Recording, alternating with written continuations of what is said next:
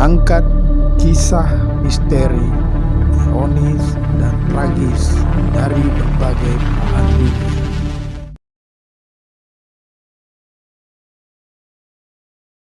Assalamualaikum warahmatullahi wabarakatuh. Kembali bersama saya Deng Iwan dalam Kisah Gelap.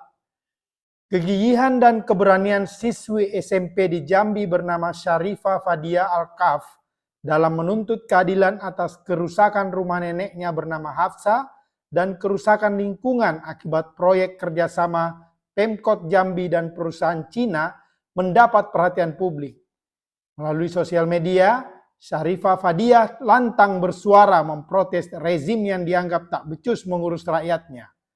Bahkan, Syarifah Fadia berani mengkritik Presiden Jokowi sebagai pemimpin tak bermanfaat.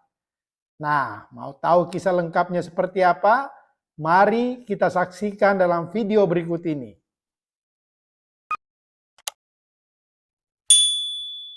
Kritik dan kecaman siswi SMP Jambi Syarifah Fadia Al-Kaf terhadap Presiden Jokowi semakin keras. Kritik itu terus dilontarkan lantaran kerusakan rumah nenek Syarifah, yakni nenek Hafsa, serta rusaknya lingkungan sekitar akibat proyek kerjasama Pemkot Jambi dan perusahaan Cina tidak ditanggapi pemerintah. Padahal Hafsa, sang nenek pemilik rumah yang rusak, adalah salah satu pejuang kemerdekaan yang di masa perang merawat tentara yang terluka. Permintaan Syarifah agar proyek yang melanggar aturan itu dihentikan dan mengganti rugi kerusakan rumah neneknya dan kerusakan lingkungan yang terjadi bertahun-tahun tidak juga ditanggapi rezim. Meskipun Syarifah sudah bertemu Presiden Jokowi dan menceritakan masalahnya, namun hingga kini tak ada penyelesaian. Lantaran itu, Syarifah kini semakin keras mengkritik Presiden Jokowi melalui sosial media. Rezim Jokowi dari PDI Perjuangan ini katanya lebih kejam dari Pak Soeharto.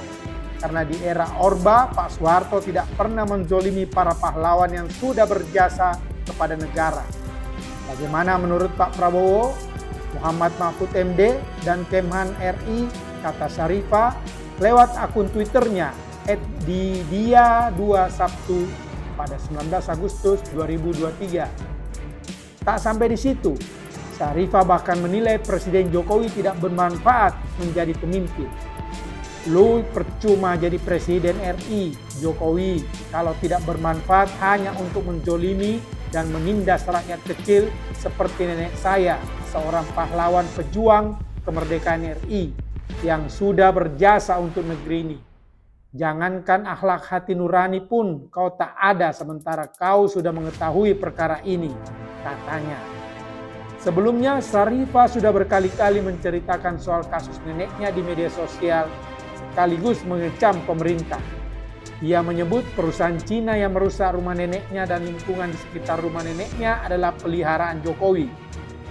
Nenek saya sudah berbuat membela bangsa dan negara dari penjajahan.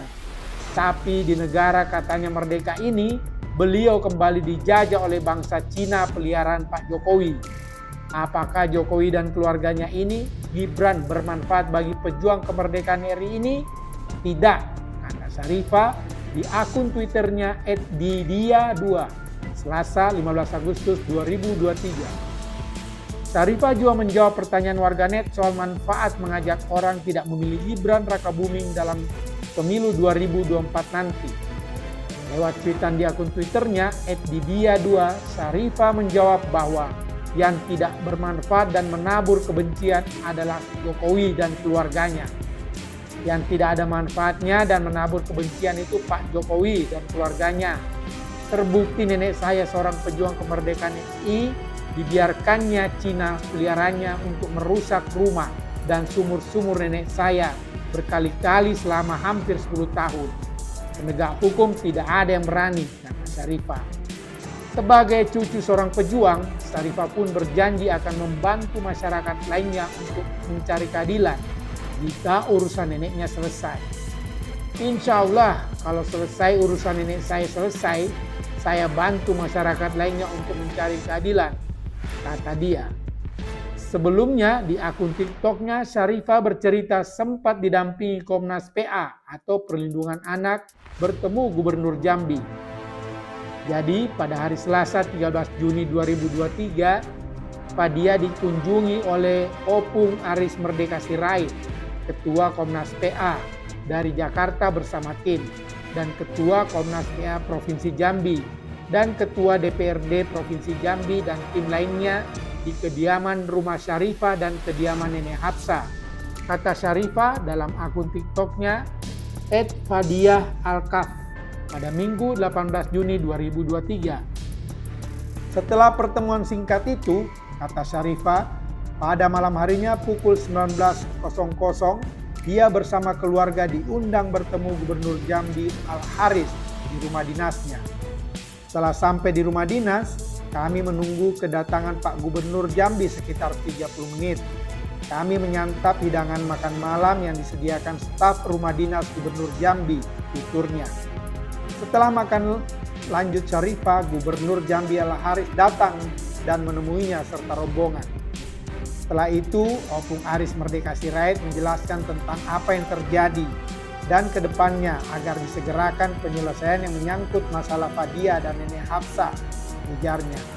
Kemudian Fadia menjelaskan kembali tentang kronologis permasalahan yang dihadapi, lanjutnya. Setelah itu, menurut Syarifah, Gubernur Jambi Al-Haris menunjuk Aris Merdeka Sirait dan beberapa timnya untuk diskusi di ruangan berbeda. Mereka diskusi tanpa mengajak Fadia selama kurang lebih 30 menit. Setelah berdiskusi, kembali ke meja makan tempat Fadia dan keluarga berada, ungkapnya. Setelah itu, Bapak Gubernur Jambi Al-Haris berkata dan berjanji lagi untuk dapat membantu permasalahan Nenek Hapsah dan Fadia. Karena pada tanggal 9 September 2022 tahun lalu, Bapak Gubernur Jambi Al-Haris pernah datang dan berjanji juga di kediaman rumah nenek kami Hapsah untuk menyelesaikan permasalahan yang dihadapinya. Tetapi sampai saat ini belum terlaksana janji-janjinya, ujar Syarifah. Ia pun berharap semoga ke depan bisa mendapatkan pemimpin yang dapat menepati janji dan benar-benar bisa membantu keluhan masyarakat. Karena begitu sulitnya menggapai keadilan negeri ini, Fadia sudah memperjuangkan karena sudah bertemu 2 kepala daerah dan 1 kepala negara. Bahkan kepada Presiden Joko Widodo sudah bertemu langsung dan saya menceritakan permasalahan yang dialami Nenek Hapsah, tetapi tidak dapat menyelesaikan permasalahan Nenek Hapsah dengan perusahaan Cina ini, kata Fadia. Dan juga Bapak Gubernur Jambi dan Wali Kota Jambi tidak bisa membantu permasalahan yang Nenek Fadia alami, keluhnya. Juga kata Fadia, dirinya masih menunggu klarifikasi cuitan terakhir Bapak Mahfud MD yang menuduhnya bersalah. Bapak Mahfud MD untuk mengklarifikasi secara publik alasan yang menyatakan Fadia bersalah. Terima kasih, katanya. Sentilannya kepada Mahfud MD lantaran sebelumnya Mahfud menuding Syarifah telah memfitnah polisi. Melalui akun Twitternya @didia2, Minggu 11 Juni 2023, ia menautkan pemberitaan bahwa Mahfud MD menuduhnya telah memfitnah polisi. Dalam pemberitaan tersebut, Mahfud MD mengaku akan menunjukkan kesalahannya jika Syarifah datang ke Jakarta menemuinya. Atas pernyataan Mahfud itu, Syarifah mengaku kecewa karena sudah dituding memfitnah polisi. Karenanya, ia menantang Mahfud MD menunjukkan di mana fitnahnya dan membukanya ke publik.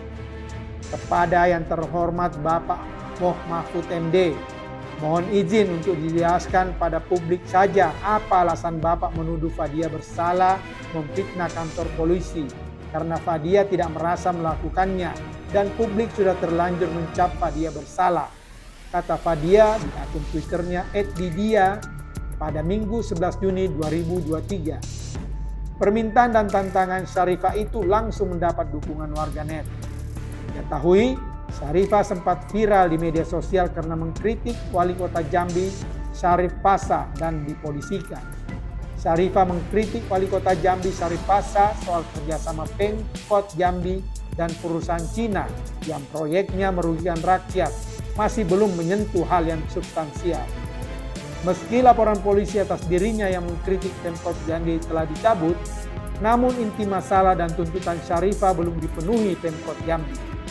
Saat itu, Syarifah mengkritik dan meminta agar perusahaan Cina yang bekerja sama dengan Pemkot Jambi bertanggung jawab atas kerusakan rumah neneknya bernama Hafsah. Kritikan Syarifah kepada Pemkot Jambi tak berhenti meskipun laporannya di kepolisian telah dicabut. Di sisi lain, Wali Kota Jambi Syarif Pasha mengklaim bahwa keluarga Syarifah telah meminta ganti rugi atas kerusakan rumah nenek Hafsah yang dianggap tak masuk akal, yakni sebesar 1,3 miliar rupiah. Namun, benarkah seperti itu? Akun Twitter @partaisosmed membongkar fakta bahwa Pemkot Jambi melalui Wali Kota Jambi Syarif Pasha telah menjebak keluarga Syarifah Fadia sehingga muncul angka 1,3 miliar rupiah untuk ganti rugi. Padahal semua itu tidak benar. Nah, melihat keberanian siswi SMP ini dalam memperjuangkan keadilan di negeri ini, menurut Anda bagaimana? Demikianlah kisah gelap kali ini. Sampai bertemu dalam kisah gelap berikutnya. Wassalam.